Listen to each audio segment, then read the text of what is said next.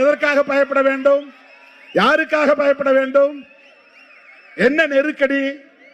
நாங்கள் அம்பேத்கரின் பிள்ளைகள், பெரியாரின் பிள்ளைகள், மார்க்சின் கருத்தியல் வாரிசுகள்.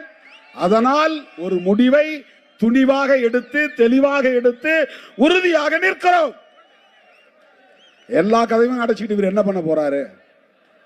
எங்களுக்கான காலம் கனியும் வரையில் நாங்கள் காத்திருப்போம். அதுதான் டெம்பரரி, ஒரு தற்காலிகமான விளைச்சலுக்காக நாங்கள் அவசர முடிவுகளை எடுக்கக்கூடியவர்கள் அல்ல.